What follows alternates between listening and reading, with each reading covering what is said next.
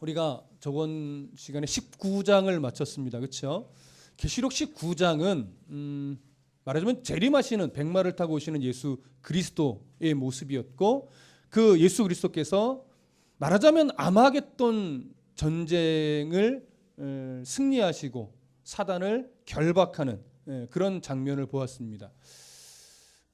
오늘은 이제 이어서 20장으로 들어가는 천년 왕국에 대한 이야기로 들어갑니다. 그래서 우리가 지금 읽었지만 20장 1절부터 3절로 들어가면 예수님께서 사단을 1000년 동안 결박하여 무정에 던져놓는다는 이야기가 나오고, 또 4절부터 6절은 그래서 성도들은 살아서 그리스도와 함께 1000년 동안 왕노릇한다는 내용이 또 나오고, 그 다음에 7절부터 10절은 그 1000년의 끄트머리 경쯤에 사단이 잠시 놓여서 발악을 하며 곡과 마곡의 전쟁을 일으키는데, 역시나 그리스도께서 그 사단을 결박하여 이제 완전한 영원한 형벌에, 영원한 지옥에 던지고, 물론 그 하나님 대적하는 무리들도 던져 넣는다는 이야기로 천년왕국이 진행이 됩니다.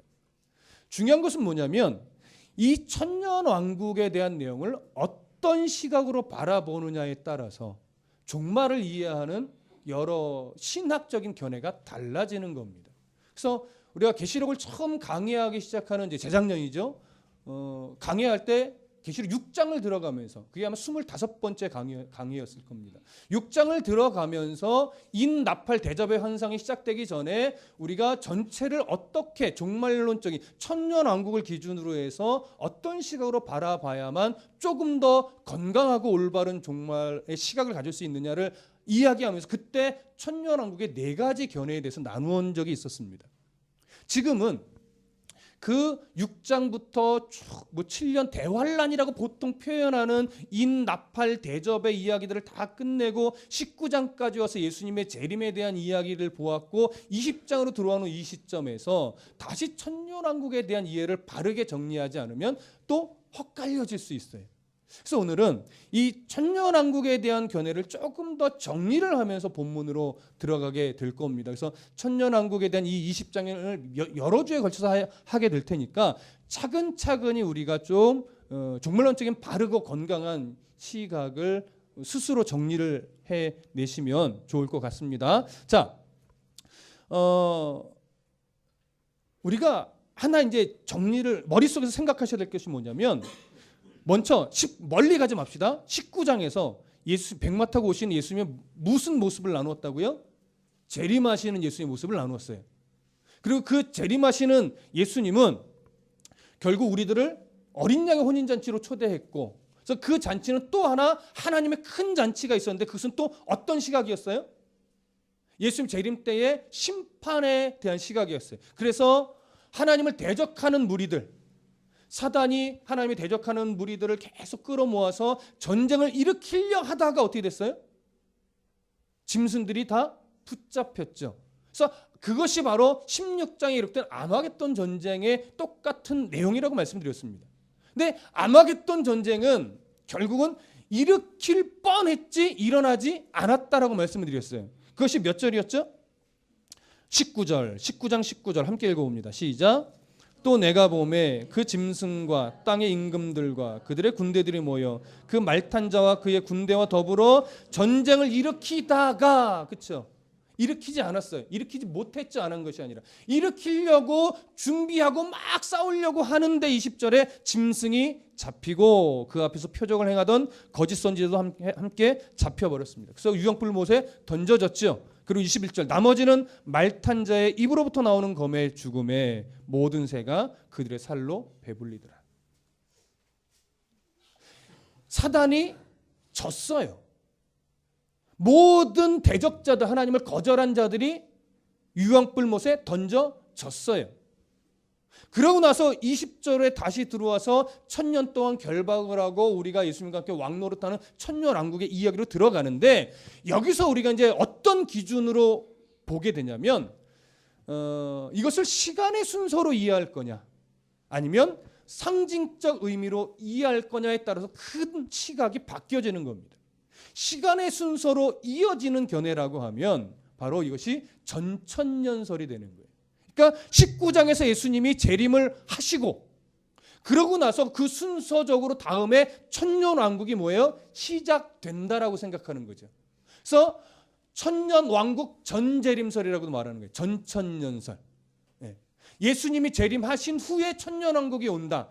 그리고 이것을 다른 시각으로 말하면 천년왕국이 시작되기 전에 예수님이 이 땅에 오신다. 이것이 전천년설이에요. 근데 이 전천년설은 크게 두 가지로 갈라지는 거예요. 역사적 전천년설과 세대주의적 전천년설로 갈라지는 겁니다. 근데 세대주의적 전천년설은 보통 보수적 개신교 신학에서는 인정하지 않는 견해입니다.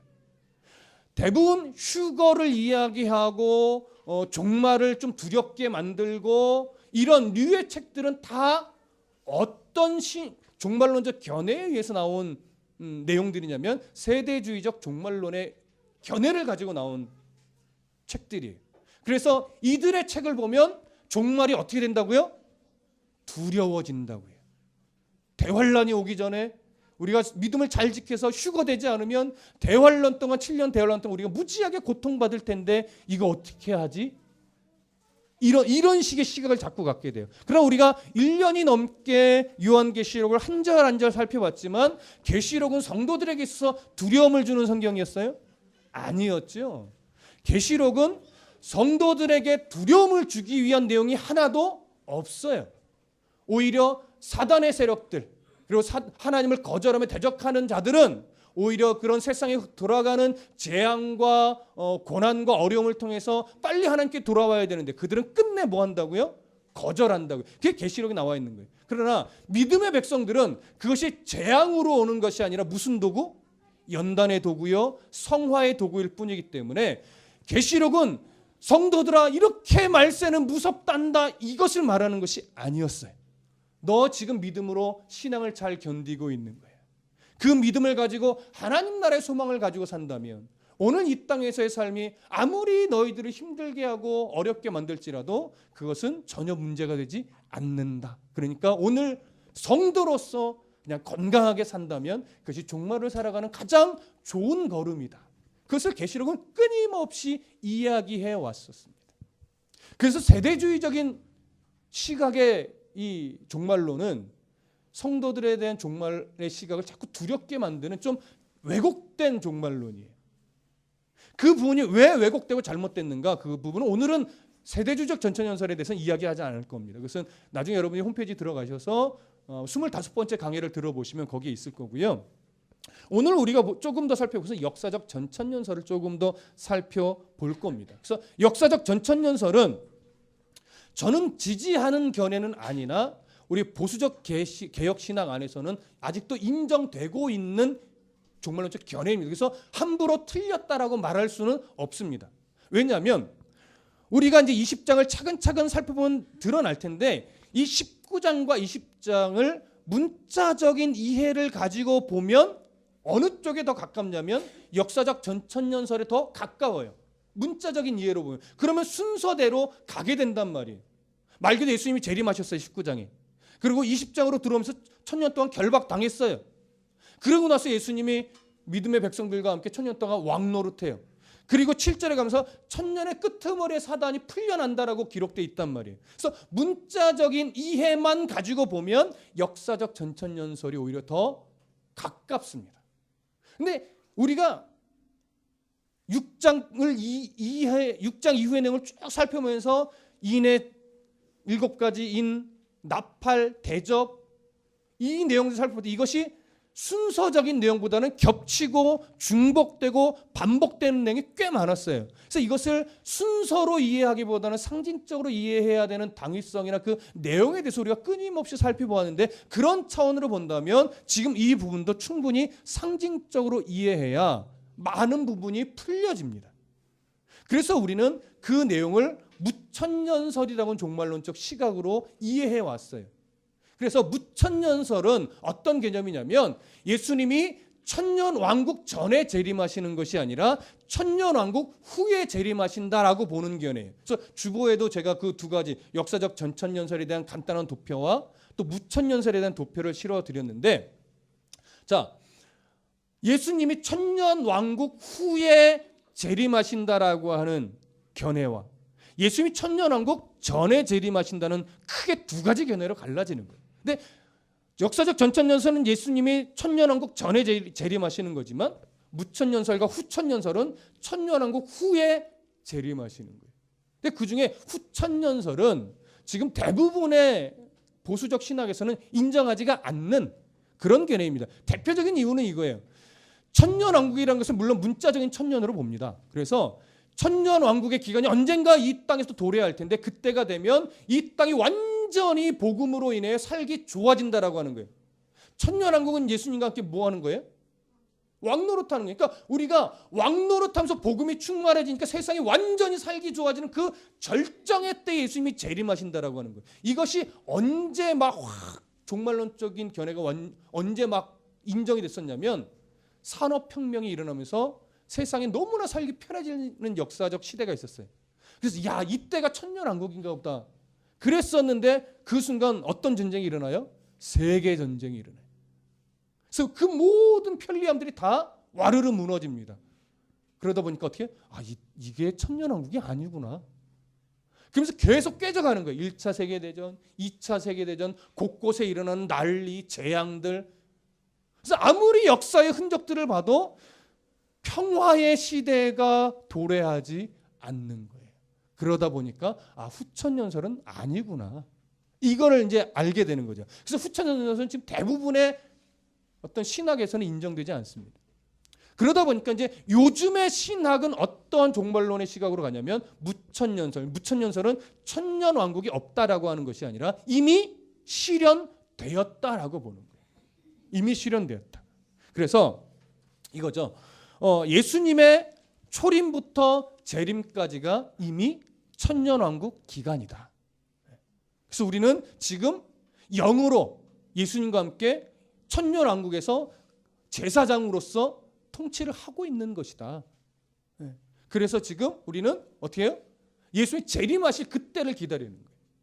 이것이 무천년설이에요. 이미 우리는 천년왕국을 살아가고 있다. 그래서 예수님이 곧 재림하시는데 그것은 우리가 언제인지는 알 수 없는 거죠. 그것이 바로 무천년설인데 우리는 기본적으로 뭐예요? 무천년설을 지지하는 쪽에 참 저는 서 있습니다. 그리고 저를 통해서 여러분들도 많이 무천년설을 지지하고 있는 거죠. 그러나 여러분들 중에 그래도 저는 역사적 전천년설이 맞는 것 같은데요. 오케이, 문제 없습니다. 문제 없습니다. 이단이 아닙니다. 그거는. 다만 뭐예요? 견해 차이일 뿐이에요.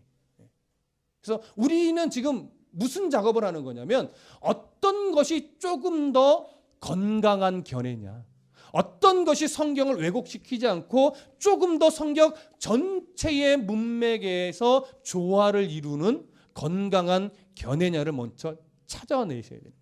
그걸 찾고 나서 다시 보면 이제 이 천년왕국의 내용이 기록된 20장의 내용이 다시 정확하게 우리의 시야로 들어오게 되는 거죠. 자, 그래서 우리가 조금 더 역사적 전천년설과 후천년설을 조금 더 오늘 살펴보고 그 견해를 우리 스스로 조금 정리한 후에 이제 다음 주부터 본격적으로 우리가 20장 본문으로 들어갈 텐데 역사적 전천년설은요. 계시록 전체를 뭘로 보냐면 시간의 순서로 보는 겁니다. 시간의 순서로. 그래서 2장과 3장에 나와 있는 소아시아의 7교회의 내용을 무엇으로 보냐면 예수님의 초림부터 재림까지의 시대를 7시대로 구분해요. 그래서 예를 들어서 서머락 교회는 지금 몇 년도의 어느 시대, 그리고 무슨 교회는 무슨 시대, 이렇게 예수님의 재림 때까지를 시대별로 나눠서 거기에 시간 순서로 적용을 하는 겁니다. 그러다 보니까 이제 올해 2016년은 어느 교회의 시대에 들어갈까요?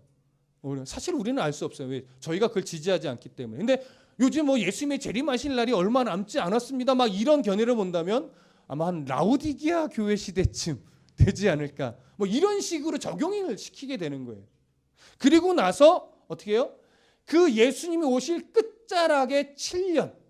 그 7년이 언제 시작될지 모르겠으나 예수님이 재림하시기 전 7년 동안 뭐가 일어나냐면 대환란이 일어나는 거예요. 그 대환란을 성경에서 어디의 내용으로 보는 거냐면 6장부터 19장 사이에 나와 있는 인나팔 대접의 내용들, 그 내용 안에 있는 재앙적인 내용들이 언제 일어난다고 보냐면 그 예수님이 재림하시기 전 7년 안에 일어나는 일로 보는 거예요. 그래서 그것은 정말 그야말로 재앙으로만 이해를 하는 거죠. 그러니까 그 7년의 대환란을 우리가 성도들이 믿음으로 잘 지켜내야 어떻게 해요? 예수님이 재림하실 때 우리가 그 예수님을 맞이할 수 있는 거예요. 그리고 예수님을 맞이해서 천년왕국으로 함께 들어갈 수 있는 거예요. 그러다 보니까 역사적 전천년설은 조금 전투적입니다. 그래서 역사적 전천년설이 가장 이렇게 마음에 확 와닿는 시기는 언제냐면 나라가 또는 성도가 고난 중에 있을 때. 우리나라 6.25나 일제시대 때 이 역사적 전천년설은요 성도들의 마음을 확 휘잡았어요. 왜? 지금 이때가 무슨 시대라고 보는 거예요? 그게 대환란의 시대라고 보는 거예요. 일제시대 6.25. 이 대환란을 내가 순교하는 이 있어도 믿음을 지켜내면 끝내 예수님이 곧 오셔서 우리는 천년왕국으로 들어갈 거야. 그 소망이 생기니까 어떻게 돼요? 어떤 고난이 와도 죽을 각오를 하고 신앙을 지킬 전투적인 의지가 생기는 거예요. 그런데 여기서 역사적 전천년설과 세대주의적 전천년설이 좀 갈라져요. 세대주의적 전천년설은 요 7년 대환란이 오기 전에 믿음을 잘 지켜낸 성도들은 예수님이 공중재림을 1차 하세요. 그때 우리가 뭐 되는 거예요? 휴거가 된다고 보는 거예요. 그래서 휴거된 자들은 무슨 특권이 생기느냐? 요 7년 대환란의 고난을 안 겪어도 되는 특권이 생기는 거예요. 그래서 하늘에서 이 땅의 7년 대환란을 예수님과 함께 이렇게 봐요. 예수님이 땅에 재림하시는 것이 아니라 공중에 재림하시는 거예요. 그래서 휴거된 성도들이 쫙 올라서 공중에 예수님 만나서 혼인잔치를 벌이는 거예요. 그러면서 우리들을 응원하는 거죠. 그때 믿음이 별로 좋지 않아서 휴거되지 못한 자들은 7년 대환란 동안 더 믿음을 견고하게 써서 꼭 지켜내. 그래서 하늘에서 응원을 해주는 거예요. 그래서 7년 대환란의 기간이 딱 지나면 예수님이 이제 지상 재림을 합니다. 지상 재림하면 그때 이제 다시 한번 부활이 일어나요. 그래서 7년 대환란을 잘 견뎌낸 자들과 그때 순교한 자들이 예수님과 함께 어디로 들어가요? 천년왕국으로 들어가는 거예요. 그러다 보면 이 세대주의적 전천년설의 시각으로 보면 예수님의 재림이 2번 있어야 되고 부활이 3번 일어나야 됩니다. 성경적인 근거가 없어요. 그렇게 볼 수 있는 근거가. 그래서 세대주의적 전천년설은 성경과 너무나 다르기 때문에 우리가 인정할 수 없는 시각인 거예요. 역사적 전천년설은 그 7년 대환란 전에 휴거가 있는 것으로 보지 않습니다. 그래서 모든 성도들이 7년 대환란을 함께 견디어내는 거예요. 견디어내면 어떻게 돼요? 예수님이 재림하실 때 드디어 부활하여 천년 왕국으로 들어가는 거죠. 그리고 나서 천년 왕국을 다 지나면 끄트머리에 사단이 옥에서 한번 풀려나고 곡과 마공의 전쟁을 일으켜요. 그때 하나님은 예수님은 다시 그들을 심판하여 결박하고 영원한 불못에 던져버리고 다시 이제 죽은 자들과 모든 자들이 다시 한번 부활해서 의의 심판받을 자들은 의의 상급으로, 그 다음에 멸망의 심판받을 자들은 멸망의 심판으로 받게 돼요. 그렇게 되면 이 역사적 전천년설은 예수님의 재림은 한 번이지만 부활은 2번 일어나야 되는 이런 좀 단점이 생겨나는 겁니다. 그래서 이것은 문자적인 이해를 가지면 역사적 전천년설은 성경에 많이 옳은 내용이 꽤 많이 있습니다. 그럼에도 불구하고 단점이 뭐냐면 좀 전에도 얘기했다시피 부활이 2번 일어나야 한다는 성경적인 근거가 사실 없어요. 그리고 예수님이 한번 재림하신 이후에 사단이 사실은 심판을 받는데 또 굳이 천년왕국으로 들어갔다가 또 굳이 사단을 풀어내주고 그 다음에 다시 그들을 심판해야 되는 이유를 설명하기가 너무 어려워요. 그래서 그 부분에 대한 난제가 있습니다. 그럼에도 불구하고 우리가 이 역사적 전천년설을 틀렸다라고 말할 수는 없는 이유가 많은 부분 문자적으로 보면 그 견해가 옳은 부분이 많기 때문에, 그래서 우리가 틀렸다고는 말할 수 없다라고 하는 거죠. 자, 이 정도로 일단 역사적 전천년설을 좀 이해를 가지시고, 두 번째는 이제 무천년설인데, 아까도 말씀드렸지만 무천년설은 천년왕국이 없다라고 하는 견해가 아니라 이미 우리가 천년왕국이 시현된 상태다. 예수님의 초림으로 인해서 천년왕국이 시작되어 우리 예수님 재림 때까지 천년왕국 시대가 이어진다라고 보는 거예요. 그래서 전체적인 계시록의 내용을 시간의 순서로 이해하지 않고 상징적으로 이해합니다. 그러니까 2장과 3장에 나와 있는 소아시아의 7개 교회에 기록된 내용을 역사의 시대로 구분하는 것이 아니라 모든 교회 안에 일어날 수 있는 교훈이 되는 모델로 보는 거죠. 그래서 그런 어떤 책망받은 교회의 내용은 또 오늘 우리를 책망하는 것으로 우리가 받고, 그런 책망을 안 듣기 위해서 뭐 하는 거예요? 고쳐 나가야 돼요. 그리고 칭찬받은 교회의 내용을 우리가 또 마음에 새기면서 우리도 이런 칭찬을 받을 수 있도록 믿음과 신앙을 말씀의 견고히 세워서 바르게 지켜내야 되겠다라고 뭘 해요? 결심과 각오를 하게 되는 거죠. 그런 어떤 교훈과 모델로서 7개 교회의 내용을 준 것으로 무천년설의 시각은 봅니다. 그러니까 이 7개 교회는 모든 시대 모든 교회에 다 적용이 되는 말씀이죠. 그리고 이제 6장부터 19장에 나와 있는 인, 나팔, 대접의 환상, 이 환상들은 예수님 재림전 7년의 끄트머리에 일어나는 일로 보지 않습니다. 물론 무천년설의 입장에 있는 분들 중에서도 7년의 예수님 재림 끄트머리에 7년 대환란이 있을 것을 보는 견해도 있어요. 그러나 저는 그렇게 보지는 않습니다. 왜냐하면 계시록에 실제로 여러분 우리가 7년 대환란이라는 얘기를 많이 들었지만 계시록에 7년 대환란이라고 하는 표현이 있을까요, 없을까요? 우리 19장까지 봤지만 7년 대환란이라는 표현은 계시록에 없는 표현이에요. 근데 왜 7년 대환란이라는 말이 자꾸 종말론만 들어오면 그런 말이 자꾸 꺼내지느냐? 다니엘서에 뭐 한때, 두때, 반때 뭐 이런 견해들이 있어요. 그것을 계시록의 종말론과 연결을 시켜서 인간적인 이해로 풀어보니까 이것이 7년 대환란일 것이다. 이렇게 매치를 시키는데 그것이 어느 순간 정설처럼 지금 되어져 버린 거예요.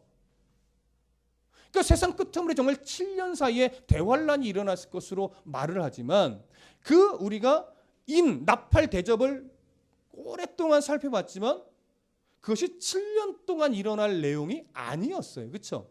언제든지 우리들의 믿음을 견고하게 훈련하고 또 믿지 않는 자들에게 심판이 있음을 알려주기 위한 하나님의 어떤 섭리 아래서 언제든지 반복적으로 일어날 수 있는 일이고, 그 반복적으로 일어나는 일은 점차 예수님이 오실 때가 가까우면서 어떻게 돼요? 강해져요. 그래서 강화적으로 일어난단 말이에요. 그러니까 잘 보세요. 어떤 믿음의 재앙적인 일들이 예전에는 없었냐 하는 거죠. 그럼 예전에 있었던 재앙 같은 일들이 오늘날은 없을까요? 그럼 오늘날에 있었으면 다음 조금 더 가까운 미래에는 없을까요?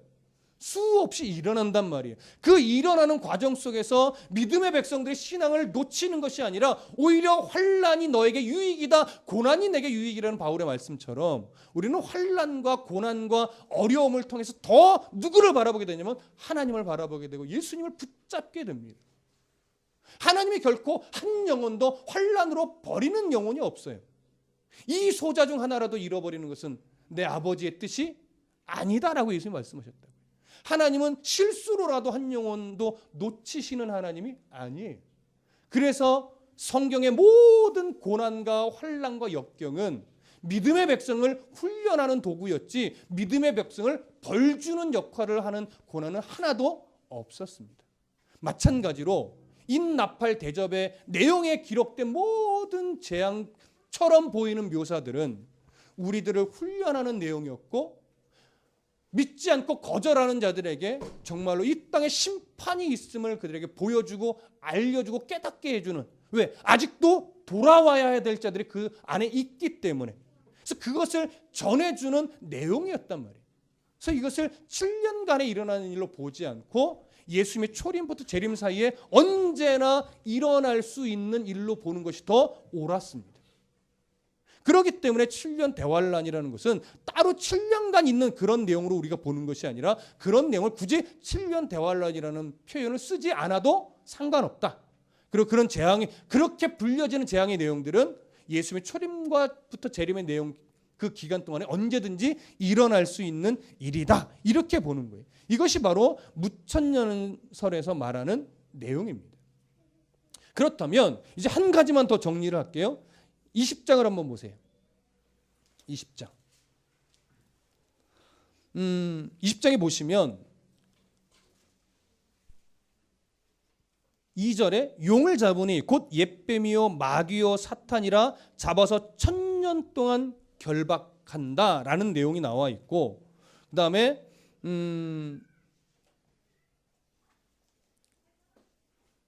6절 7절에 보면 1000년이 참에 사단이 옥에서 놓인다 이런 말들을 또 하고 있어요.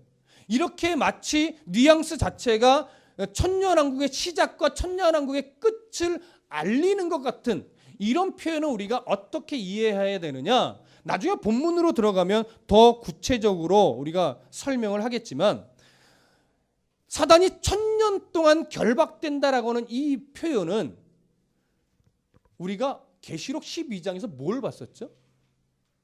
사단이 참소의 자격을 잃어버리고 하늘 법정에서 쫓겨나 땅으로 내려갔어요. 그때 사단이 하늘 법정에서 참소자의 자격을 잃어버리고 쫓겨나는 것이 무슨 사건으로 인했어요? 예수 그리스도의 십자가의 죽음과 부활의 사건을 통해서 우리의 죄책을 올무잡아 하나님께 고소하던 사탄이 예수님이 그 모든 우리의 죄책을 끌어안고 제물로 죽어주셨기 때문에 해결됐어요. 그러니까 하늘에서 더 이상 우리를 고소할 수 없게 됐죠. 그래서 쫓겨난 거예요. 그게 뭐냐면 결박이에요. 사단의 권세가 완전히 제한이 되는 거예요. 고소할 수 없게 돼요. 그것이 뭐예요? 결박되는 거예요. 그렇게 결박된 사단이 땅으로 쫓겨와서 할 수 있는 일이 뭡니까? 고소를 못하니까 미혹하고 유혹하는 것밖에 못해요. 그래서 누구를 불러내요? 바다에서 짐승을 하나 불러내고 땅에서 짐승을 불러내. 그래서 우리는 적그리스도와 거짓 선지자로 이해를 했었습니다. 그들이 이 땅의 모든 권세나 문화나 가치관이나 이런 것들을 이용하여 많은 성도들의 가치관을 변질시키고 믿지 않는 자들이 더욱더 믿지 못하게 만들면서 이 세상을 자꾸 완전한 유혹의 상태로 만들어버렸단 말이에요. 그것이 뭐냐면 사단이 지금 발악을 하며 아마겟돈 전쟁을 준비하고 곡과 마곡의 전쟁을 준비하는 거예요. 역사적 전천년설로 보면 아마겟돈 전쟁과 곡과 마곡의 전쟁은 다른 전쟁이죠. 그러나 성경을 보면 내용이 거의 똑같습니다. 무천년설에 보면 아마겟돈 전쟁이 곧 곡과 마곡의 전쟁입니다. 무슨 말씀인지 이해되세요? 이제 그 부분을 우리가 20장을 이제 본문으로 들어가면서 차근차근 살펴볼 건데, 천년왕국을 무천년설의 입장 시각으로 보면 한 번의 부활과 한 번의 심판과 한 번의 재림으로 정리가 됩니다. 그렇게 보는 것이 성경 전체적인 문맥에 의하면 더 옳다라고 여겨지는 겁니다. 그래서 무천년설이 더 건강한 신학적인 입장으로 우리가 보기 때문에 무천년설의 기준을 가지고 계시록을 보는 것이지, 무천년설이 완벽하게 계시록을 다 이해하는 견해는 아닙니다. 무천년설도 약점이 있습니다. 무슨 말씀인지 이해되시죠? 그래서 우리는 완벽하게 종말론에 입각하여 요한계시록을 다 이해할 수는 없습니다. 그러나 이단에 빠지지 않고 바르고 건강한 종말론적인 견해를 우리가 수용하기 위해서 어떤 것이 조금 더 바르고 성경에 부합할까를 찾아가는 거예요. 그러다 보니까 역사적 전천년설이나 무천년설 둘 중에 하나를 우리가 취하는 것이 옳게 여겨지는데, 그 중에서도 대부분 상징적으로 이해하는 무천년설로 보는 것이 더 옳다라고 여겨지는 겁니다. 우리는 앞으로 이 시각을 가지고 20장을 들어가서 천년왕국에 대한 견해와 또 1000년 동안 우리가 왕노릇한다는 것이 무엇이고, 그 천년왕국의 끄트머리에 사단이 완전히 결박된다는 것, 곡과 마곡의 전쟁이 어떤 의미인가를 건강하게 우리가 해석을 하며 보려고 합니다. 이제 계시록에 글이 많이 남지 않았습니다. 석장 정도 남았는데 우리가 이 석장을 다 강해를 마치면 우리가 요한계시록 전체를 바라보는 시각이 정리가 될 것이고, 그렇게 되면 이 어리석은 시한부적인 종말론의 주장들, 또 이단적인 견해들, 그런데 이제 혼동되거나 절대 휩쓸리지 않을 수 있는 바르고 분명한 기준이 생기리라 생각을 합니다. 이런 말씀의 은혜 가운데 여러분 건강한 종말의 시선을 가지고 오늘도 성도로서 건강하고 바른 삶을 살아내시기를 부탁드립니다. 기도하겠습니다.